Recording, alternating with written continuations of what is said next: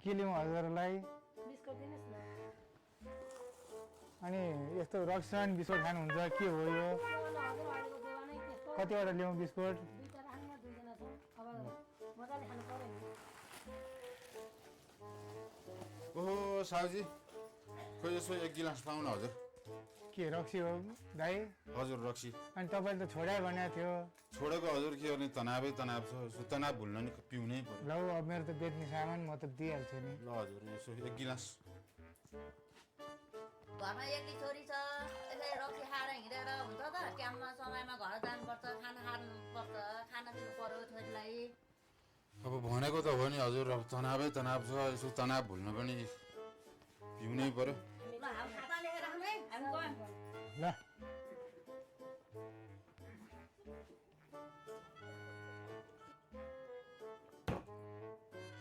खोइ साहुजी, एक गिलास दिनुहोस् त अर्को। धेरै नखाए भए हुन्थ्यो, घरमा एउटा मात्र छोरी छ एक्लै।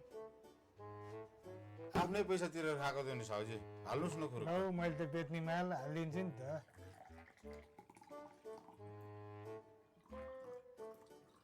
अलि भरिहाल्नुहोस्।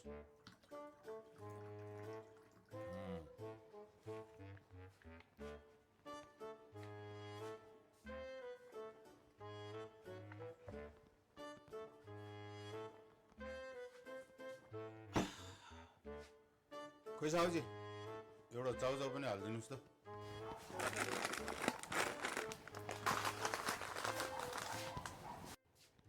कति भयो साहुजी?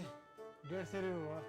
ल अहिले यति राख्नुहोस्, पछि हिसाब गरौँला है त हजुर। ल म लागेँ।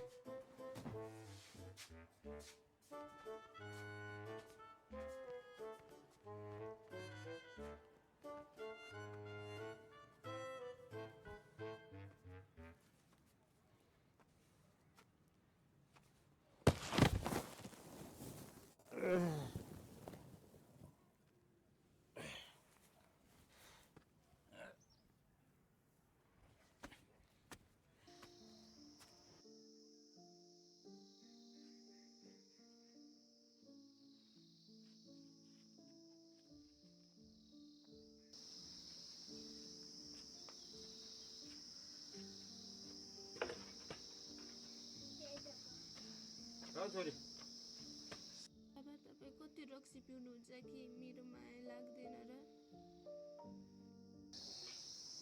यो मैले कहाँ खाएको हो र छोरी, यो त मेरो पीडाले खाएको हो। हरेक दिन यसरी किन पिउनुहुन्छ बाबा? आमाको याद आउँदैन र? सम्झिन्छु नि छोरी, मैले फेर्ने हरेक सासमा सम्झिन्छु। त्यही यादले पोल्छ र त पिउँछु। तिमी बुझ्दैनौ छोरी, तिमी बुझ्दैन। बुझ्छु नि बाबा, म पनि त आमा बिना बाँचिरहेको छु। स्कुलमा सबका आमा आउँछन्, तर मेरो चाहिँ नरौ छोरी, बाबा भने पनि आमा भने पनि म छु त छोरी। बाबा मेरो छोरी